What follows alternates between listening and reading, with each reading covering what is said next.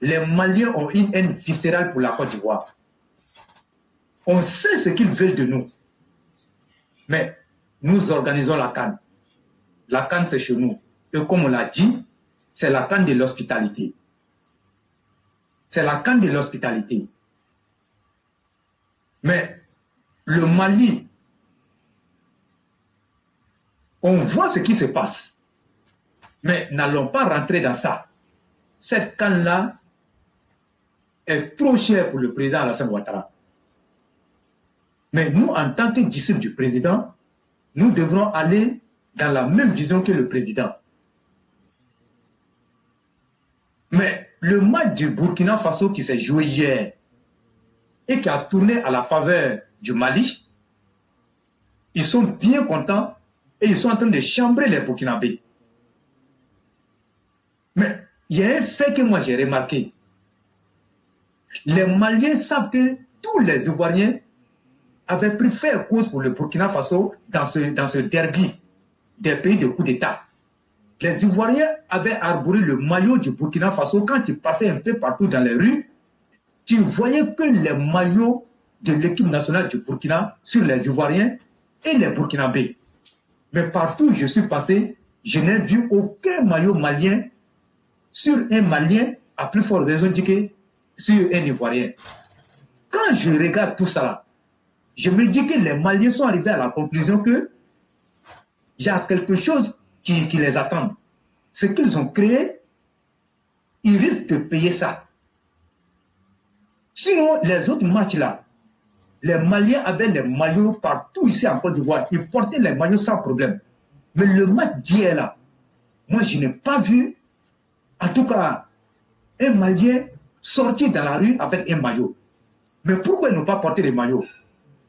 Parce qu'ils savent ce qu'ils ont fait et ils savent ce qui les attend. Et moi, je le dis honnêtement, les Ivoiriens sont prêts à en découdre avec les Maliens. Mais quand vous allez faire le même constat, peut-être que vous allez trouver ça, c'est le même constat dans les autres communes d'Abidjan.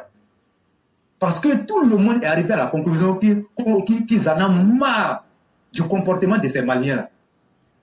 Vous ne pouvez pas, dans notre pays, et puis souhaiter le mal à la Côte d'Ivoire, le pays qui vous a tout donné.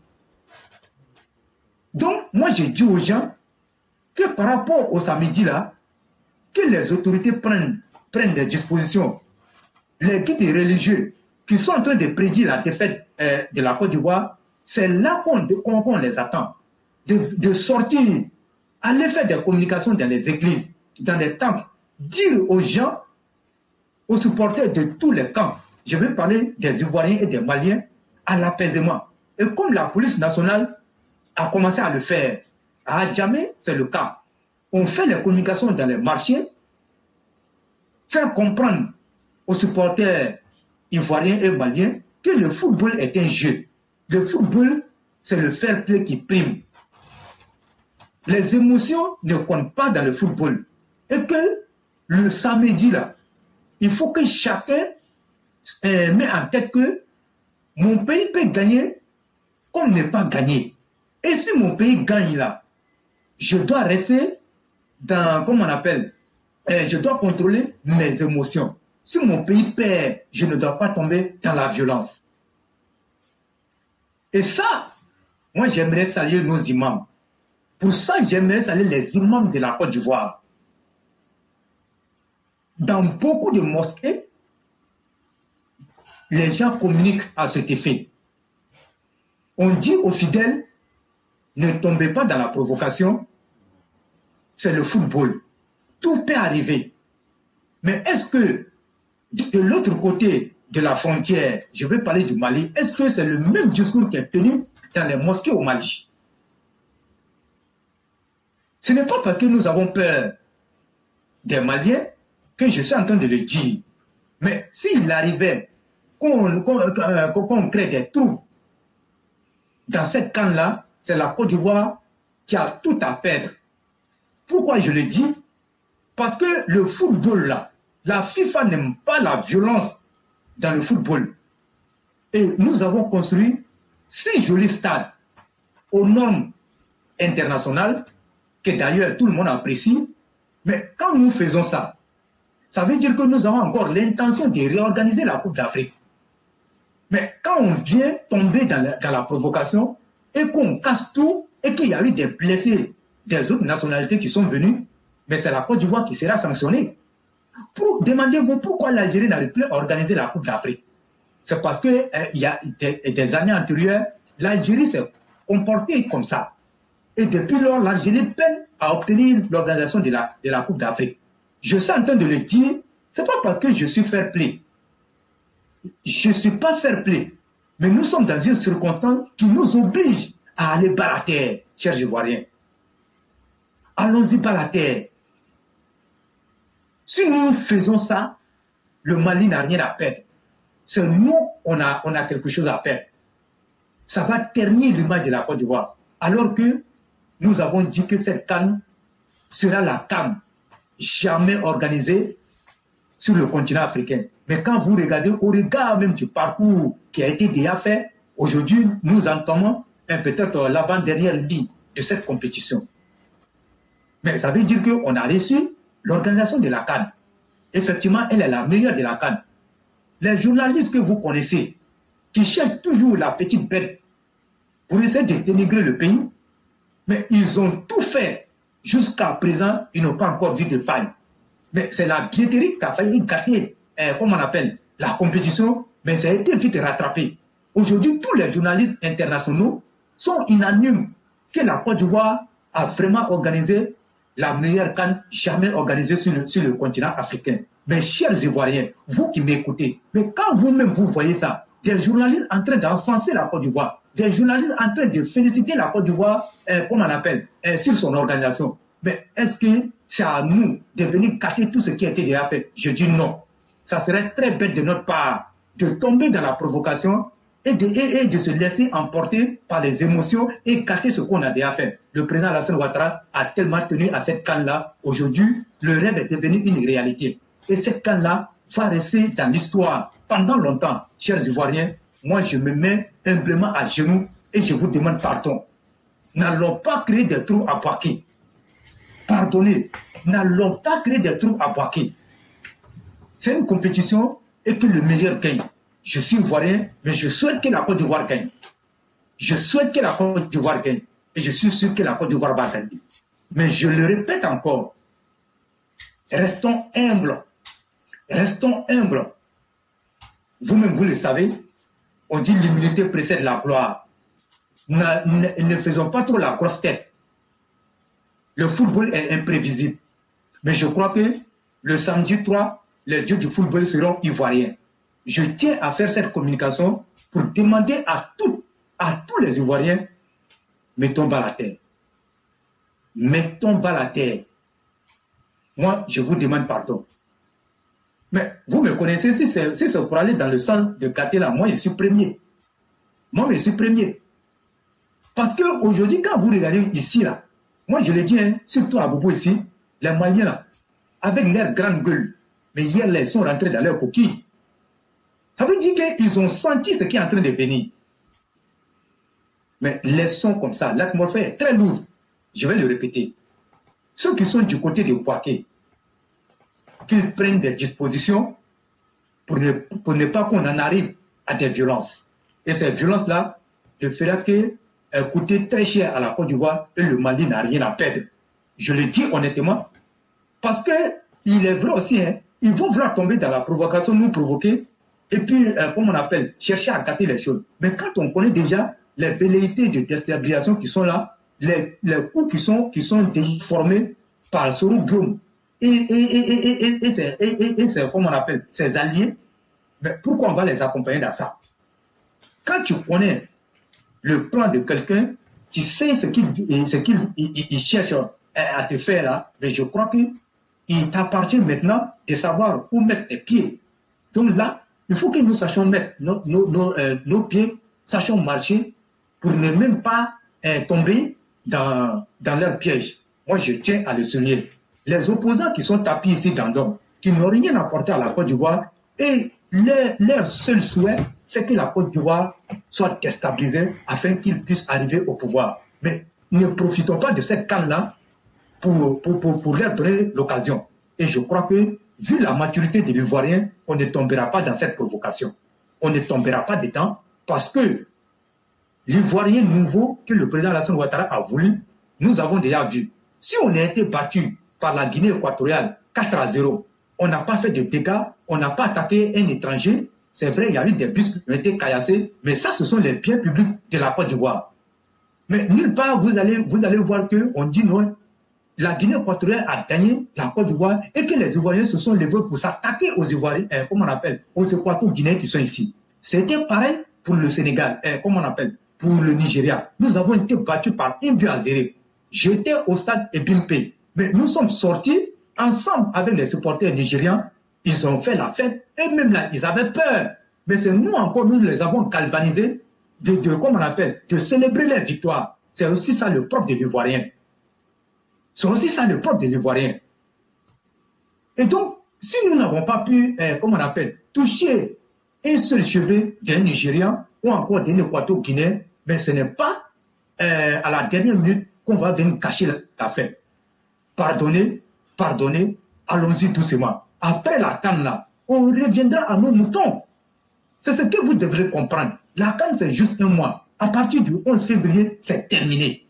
On va revenir dans notre politique et le combat entre la Côte d'Ivoire et le Mali, c'est inévitable. On va faire ce combat-là.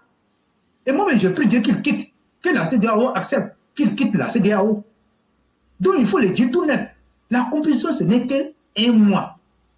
Chers Ivoiriens, vous qui aimez le président Alassane Ouattara, vous qui aimez le développement de la Côte d'Ivoire, nous n'allons pas gâter tout ce qui a été fait. Éclaireur, si tu as quelque chose à ajouter. Non, cher frère, tu as déjà tout dit. Hein? Et j'ai expliqué beaucoup de choses aux uns aux autres. Si le président... On va se calmer. Nous, on attend les 10 jours n'ont qu'à passer seulement. On va se calmer quand on n'a qu'à finir. On va pas parler avec quelqu'un. Ça, on va faire... C'est pas Bouaké. Si c'est Bouaké seulement, là. Bouaké, c'est mon terrain de prédilection. Ça, moi, je peux te dire...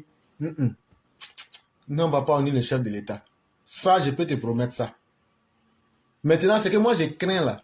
Quand on va gagner, il ne faut pas qu'ils n'ont qu'à attaquer nos parents qui sont au Mali.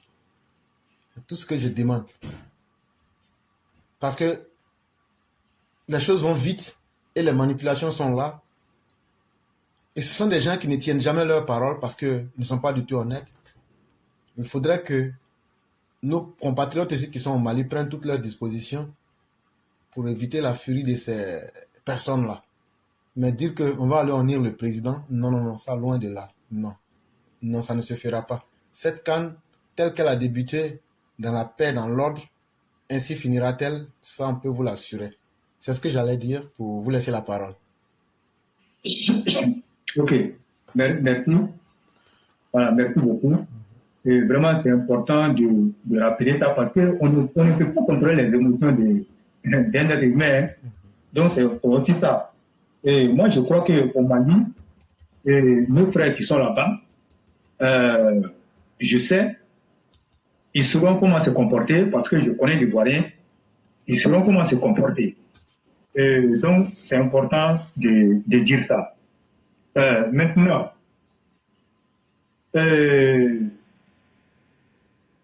éclairé, le Cameroun a été sorti de la compétition, mais il y a ce que je peux appeler, comment on appelle ça, les à côté de l'élimination du Cameroun de cette compétition. Il y a un fervent supporter que tout le monde connaît, ceux qui suivent très bien le football. Je peux même dire que c'est le plus grand supporter des Lions, les Indomptables du Cameroun, qui s'appelle Ngado Keket. Il est arrivé en Côte d'Ivoire par la route pour supporter l'équipe nationale du Cameroun. Quand le Cameroun a été sorti de la compétition, il se trouve qu'ils n'ont plus l'argent, ils sont 7. Ils n'ont plus l'argent pour retourner au Cameroun. Étant donné qu'ils sont venus par la route, repartir par la route, vraiment, c'est pas une chose aisée. Et donc, d'après ces explications, tout le séjour qu'ils ont eu à faire ici. Ils n'ont jamais reçu la visite de Samuel Doto-Fils. Et que c'était les Ivoiriens qui, par moments, leur venaient en aide. Comme on connaît l'Ivoirien avec son hospitalité, c'est les Ivoiriens qui leur venaient en aide, qui venaient de temps en temps leur rendre visite à leur hôtel. Mais après, quand le Cameroun sort, tout le monde est parti. Le gars, il est bloqué ici à Abidjan. Mais puisqu'ils sont 7, ils ont besoin que de 1,4 million pour pouvoir prendre leur billet d'avion pour retourner au Cameroun. Mais ils ont lancé un SOS. La Fédération camerounaise de football n'a pas répondu à ça. Et je l'ai dit, mais il n'y a qu'une entreprise minière qui est basée ici en Côte d'Ivoire qu'on appelle Africa Mine, qui a pu trouver 1,4 million francs pour remettre à Ngano Cricket et les 6 autres pour qu'ils puissent retourner au Cameroun. Mais vous voyez, quand on parle de l'hospitalité de la Côte d'Ivoire, quand on parle de la gentillesse des Ivoiriens, les gens pensent que c'est un mensonge. Mais c'est une réalité. Mais rien n'obligeait le donateur à le faire. Et je vous assure, si le cas là arrivait à, comme on appelle, un supporter ivoirien au Cameroun, ils n'allaient pas le faire. Et les Camerounais allaient prendre ça pour se moquer de la Côte d'Ivoire. Mais vous avez vu, nous on est restés solidaires à cette situation et les choses ont été réglées. Et donc, en plus de ça, ils ont eu encore beaucoup d'aide. Aujourd'hui, ils sont en train de remercier la Côte d'Ivoire. Mais si c'était au Cameroun, mais ils n'allaient pas le faire. Ils n'allaient même pas le faire. Voilà pourquoi vous devez comprendre que la Côte d'Ivoire, là, ce pays-là, les ennemis vont tenter de dénigrer ce pays, de chercher à déstabiliser ce pays, sans toutefois parvenir. Et c'est ça dont nous disons merci aux donateurs. Que Dieu lui rende ça authentique. Donc ça, il faut le souligner, dire ça clairement, hein, que la Fédération camerounaise de football a abandonné certains de ses supporters ici sur le sol ivoirien. Oui, ils sont abandonnés ici. Donc ils ne peuvent rien nous dire. Et ça va rester dans l'histoire. Et c'est un bon point pour la Côte d'Ivoire, c'est un bon nom pour la Côte d'Ivoire. Merci beaucoup aux autorités. Ça, c'est un fait. Nous, on aurait voulu que le Maroc gagne. Mais malheureusement, les dieux du foot n'étaient pas marocains. Mais comme on le dit, c'est le football, c'est le fair play. Les Marocains, certes, on n'était pas contents, mais ils ont digéré la victoire. Et ils ont même dit qu'ils ont été éliminés de la compétition, mais ils ont gagné l'amour des Ivoiriens. Contrairement à certains qui sont restés dans la compétition, qui ne peuvent jamais gagner l'amour des Ivoiriens. Quand vous voyez ça, je pense que véritablement ce qu'on peut appeler nos frères, en tout cas ce sont les pays qu'on a toujours dit pays maghrébins, le Maroc, et même l'Algérie, on dit qu'ils font beaucoup racistes. Mais regardez ce qu'ils ont dit de la Côte d'Ivoire avant de quitter le territoire. Donc c'est aussi ça le football. Mais nous restons, en tout cas, nous compatissons à la douleur du Maroc.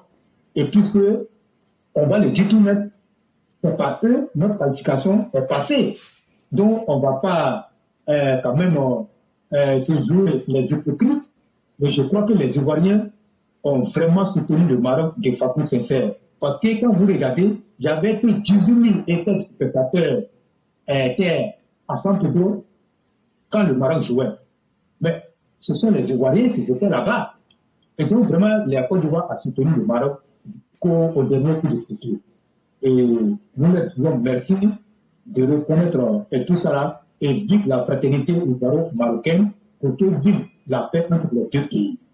Et je tenais aussi à dire ça. Maintenant, quant à la sortie de ces 3 brigands-là, qui pensent que le monde, on est dans, comment on appelle, dans un monde virtuel. Mais moi, j'ai vu ce qu'ils racontent. Mais moi, j'ai dit aux gens de rester sereins. Vous voyez, le monde là est régi par des règles. Et nous-mêmes, nous avons des maisons. Nos maisons, il y a des règles. Quand tu viens dans ma maison là, moi, je te dis mes règles. Tu acceptes. Et puis tu restes dans ma maison. Tu n'acceptes pas, ou bien tu quittes ma maison. Mais quand tu acceptes et puis tu signes les règles que moi je t'ai quitté, de toute façon, ma maison fonctionne. Si tu acceptes de signer ça, ça veut dire que tu acceptes tout. Et je te dis aussi, quand tu dois partir de ma maison là, voilà ce que toi tu dois faire pour pouvoir quitter ma maison. Donc maintenant, le jour que tu veux quitter ma maison, de la manière que tu es venu dans ma maison, c'est comme ça que tu dois quitter ma maison. Donc, ces trois brigands-là, ils n'ont pas la légitimité. Je dis bien, ils n'ont pas la légitimité de prétendre quitter la CEDEAO. Pourquoi je le dis? Ce n'est pas une question de peur. Mais vous devez comprendre que la CEDEAO ne reconnaît que les gouvernements démocratiquement élus. On a plusieurs fois expliqué ça aussi. Et la CEDEAO ne les compte même pas comme on appelle des pays démocratiques. Hein. Ils ne sont même pas dans le calendrier de la CEDEAO. Mais si vous voyez tout cette lutte que la CEDEAO fait, en fait, la CEDEAO veut revenir à des gouvernements démocratiquement élus. Pour cela, vous voyez encore que la Côte d'Ivoire, comme on appelle la CEDEAO, est encore dans cette affaire. Donc, qui leur a donné ce mandat-là? Ont-ils eu, comme on appelle, des mandats de leur peuple? Non. Donc, tout ce qu'ils sont en train de dire, il n'y a qu'une seule raison qui est cachée derrière ça. Ils ne veulent pas quitter le pouvoir. Puisque s'ils disent qu'ils sont dans la CEDEAO et qu'ils veulent se terroriser au pouvoir, mais la CEDEAO est obligée de taper du poing sur la table. Et la CEDEAO risque de mettre à mal les stratégies. Mais en disant que nous quittons la CEDEAO, ça sous-entend qu'ils ne seront plus assujettis aux règles de la CEDEAO. Et la CEDEAO ne peut plus leur dire quelque chose. La CEDEAO ne peut plus leur dicter, comment on appelle, sa loi. Donc,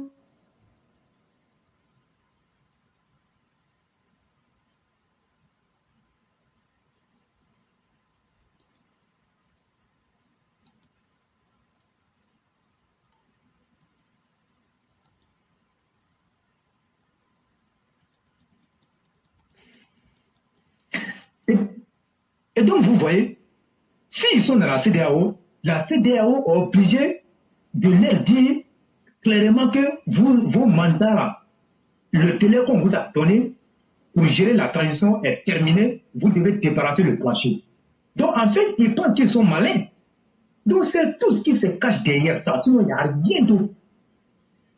Il n'y a rien d'autre. Mais on leur a dit, tout vous voulez quitter là, envoyez une notification. Est-ce qu'ils ont eu le courage? Ils n'ont pas eu le courage.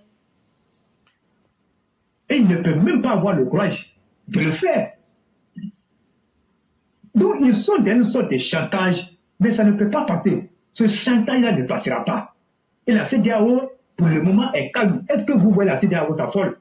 La CEDEAO ne peut pas s'affoler. Donc, nous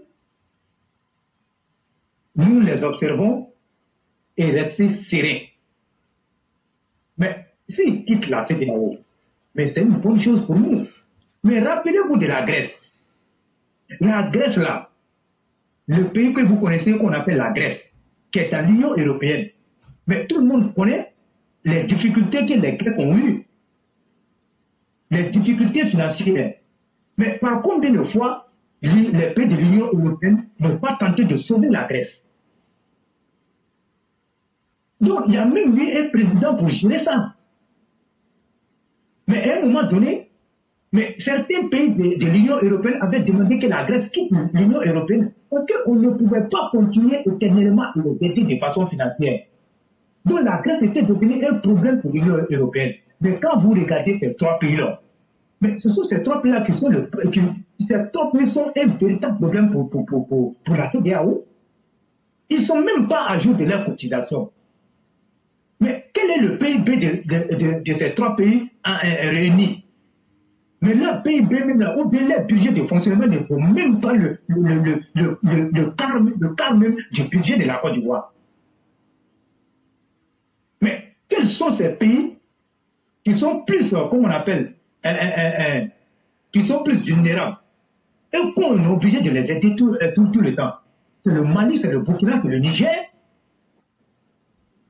Mais s'ils quittent la CEDEAO, mais c'est une bonne chose pour nous.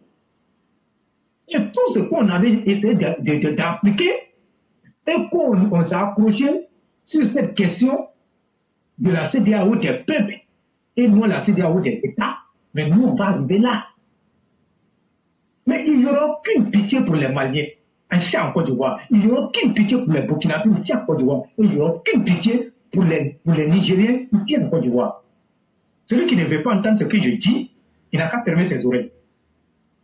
On fait une analyse de la situation et on est en train de dire des choses, mais qui seront appliquées. Donc, ajouté à ça, il y a la position très hypocrite de la Guinée.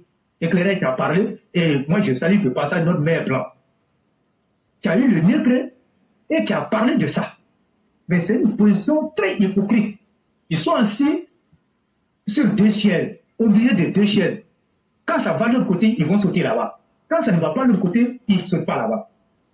Mais quand vous voyez ça, mais ce que la Guinée oublie, mais c'est qu'on ne peut jamais cacher du sang avec un pain blanc.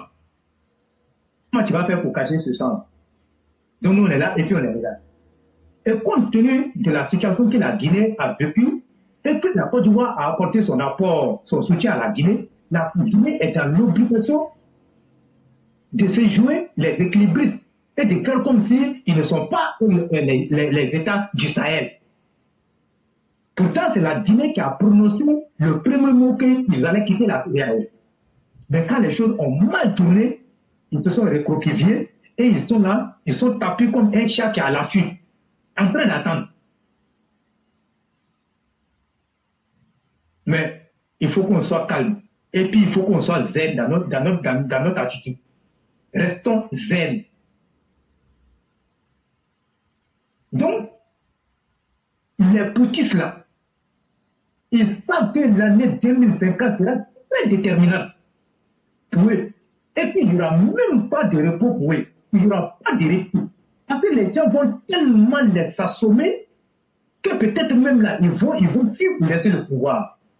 Donc, c'est ce qu'ils sont en train d'anticiper. Puisqu'ils savent les atrocités qu'ils ont commises là-bas, et s'ils ne s'éternisent pas au pouvoir, mais ils seront sur le coup de la CPI. Et les plaintes, les nombreuses plaintes que les gens ont posées, mais ces plaintes-là vont les rattraper. Donc, avec l'appui de la CEDEAO, et ça ne va pas les arranger, donc ils disent qu'ils la CEDEAO ne peut s'éterniser au pouvoir.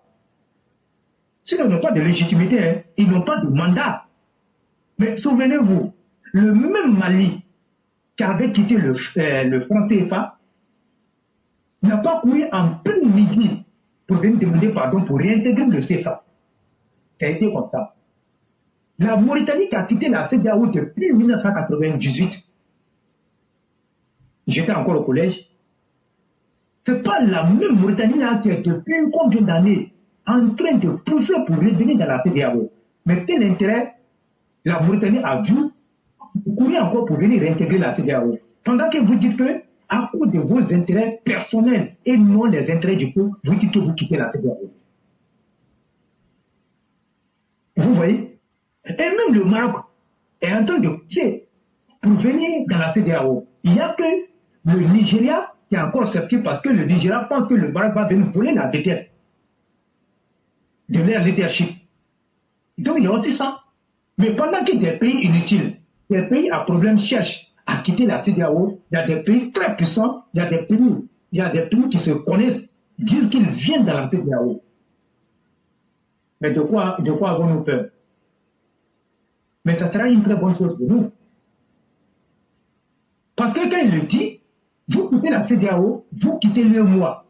Vous ne pouvez pas quitter la CEDEAO et puis rester dans l'UEMOA. Et vous avez quel moyen pour battre une monnaie? On ne se lève pas du jour au lendemain pour battre une monnaie. Mais quand ils le font éclairer, vous allez voir. Parce qu'il y aura des nouvelles règles qui seront établies. Et comme je l'ai dit, pour le moment, la CEDEAO les regarde comme des plaisantins. La CEDEAO les regarde comme des plaisantins. Ils n'ont pas qualité. Le peuple ne leur a pas donné de mandat. Et moi, je profite pour dire aussi que le mal de l'Afrique souffre de ses intellectuels. L'Afrique souffre de ses intellectuels. Et ça, il faut le souligner.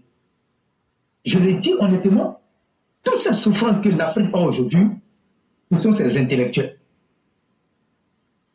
Mais quand vous prenez un pays qui est plus de la moitié est analphabète, et une petite minorité d'intellectuels arrive à manipuler ce peuple-là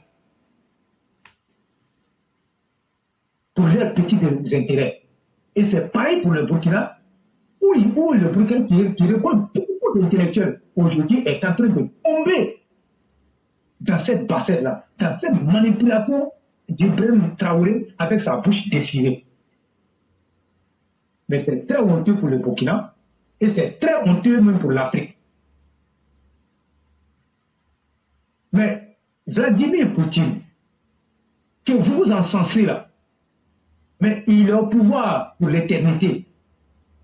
Mais vous parlez, comment on appelle, de souveraineté, comment on appelle, de démocratie, mais celui pour qui même là, vous vous dites que vous êtes en train de vous battre là, lui-même là, c'est un dictateur endurci. Il est en train de terroriser le peuple russe. Mais il ne saurait être un modèle pour un Africain, je le dis honnêtement. Poutine ne peut pas être un modèle pour un pays qui veut se développer. La Russie ne développe qu'une politique de vente d'armes et non une politique de développement. Contrairement à la France, qu'on pourrait tout reprocher. Il faut le noter. Mais j'ai très mal à la place de nos intellectuels. J'ai très honte aussi. Sinon, ces trois vagabonds-là, ils n'ont pas qualité. Dire qu'ils vont, comment on appelle, quitter la CEDEAO. Mais vous voyez, ils ont tenté quelque chose. Aujourd'hui, mais ils ont vu la sérénité de la CEDEAO.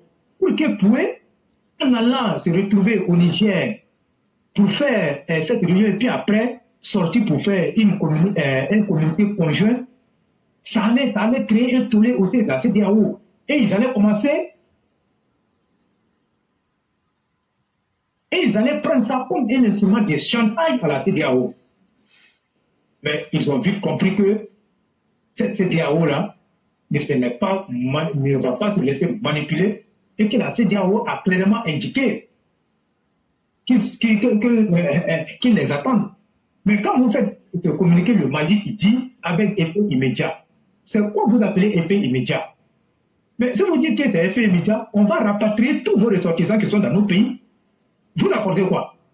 On va rapatrier, comme c'est effet immédiat, vous n'êtes plus dans CEDEAO, prenez vos ressortissants au Mali ici, qui sont dans les rues ici, qui tombent dans les maisons inachevées ici, qui tombent ici au bras. Prenez-les tous, vous allez partout au Mali. Vous avez quoi dans votre pays? Vous avez quoi dans votre pays? Et moi, je dis aux gens ici que la matière première du Malien, c'est ta bouche. De toute façon, on dit une matière première d'un pays là, peut-être c'est son cacao, bien son quoi là. Mais la matière première du Mali, c'est leur grande gueule. Sinon, derrière ça, il n'y a rien. Éclairez si tu as quelque chose à ajouter. Non, frère, vous avez tout dit. Hein? Quand un peuple n'a pour seul héritage de l'histoire que la grosse gueule, en train chaque fois de dire des grandes choses, mais en train de poser des actes de la honte, c'est triste pour ces peuples-là. Et leur intention, c'est de tirer tout le monde vers le bas. Il ne faut pas rentrer avec eux dans ce jeu-là. Il faut être ferme dans notre décision, de rester digne. Et c'est la Côte d'Ivoire aujourd'hui qui fait le pas de danse pour conduire les nations sérieuses vers les portes ouvrées. Regardez même la qualité de notre homme d'État, le président Ouattara. C'est quelqu'un qui connaît le monde et le monde le connaît et il ouvre des portes. Son nom seul même ouvre des portes. Et donc, chers Ivoiriens, de quoi avez-vous besoin? Nous n'avons besoin que du président et de ses actions positives. C'est ce que j'allais ajouter. D'accord, ok. Donc, merci beaucoup à tout le monde. Donc, restons sereins. L'heure n'est même pas à s'affoler. Restons sereins. Et moi, j'ai dit, j'ajoute à cela, et vous allez me dire, mais pourquoi? Mais les États ont commencé comment on appelle, à se faire sentir. Hein. Quand vous voyez du côté de Korogo, le préfet et puis le commandement supérieur de Korogo, qui ont pris cette décision, tous les réfugiés qui sont entrés, ils sont déjà entrés. Et ils sont répertoriés, ils vont bénéficier des avantages. Mais aucun réfugié ne va rentrer encore sur le sol ivoirien. Et ça sera comme ça pour toujours. Donc, ça a commencé, hein. Ça a commencé et on va se voir. On va se voir ici. Colo, comme on le dit. Mais pour l'heure là, allons-y à la canne. Allons-y jusqu'au bout. On n'a pas poussé, on est presque au bout du tunnel. Ne cachons pas tout. Ne cachons pas tout. Et moi, je dis, cette canne-là a été la bienvenue. Elle a permis à l'Ivoirien de comprendre réellement ce que le Malien veut pour l'Ivoirien. Et ça, on peut se féliciter de ça. Donc, que les gens se calment. Et franchement, je tenais à m'exprimer sur ces différents points-là et aussi dire aux gens que la sécurité était mise. Vous avez vu même le match Sénégal, Côte d'Ivoire, qui était prévu à Yamoussoukro, ce n'était pas du jeu. Hein. Donc voilà pourquoi vous avez vu à un moment donné, les gens ont lancé l'alerte de ce que les supporters sénégalais sont attaqués par les Ivoiriens à Yamoussoukro. Mais ce n'était pas vrai. Ce n'était pas vrai. C'était pour créer ce sentiment que les Ivoiriens n'aiment pas les Sénégalais et qu'on allait tomber dans ça. Vous allez voir, ils allaient profiter de ça et puis casser. Mais l'Ivoirien est resté calme. Et même la vidéo circulait sur les réseaux selon laquelle un étudiant ivoirien a été tué au Sénégal, qui a été menti par l'ambassade de la Côte d'Ivoire au Sénégal, et même le préfet du département de Dakar a fait un communiqué dans ce sens pour démentir les faits. Mais le jeune étudiant qui a fait la vidéo pour sonner l'alerte pour dire que l'étudiant a été tué, et après le même jeune est venu faire une autre vidéo pour dire que non, il n'en est rien, et que la vie des Ivoiriens ne sont pas menacés, elle n'est pas menacée, comme on appelle, à Dakar, et qu'ils vivent en bonne intelligence avec les Sénégalais. Mais vous savez quoi? Tout le monde sait qu'on a, on a une très forte concentration des Sénégalais à Trècheville. À Trècheville. Mais tout ça là, c'était fait à dessein.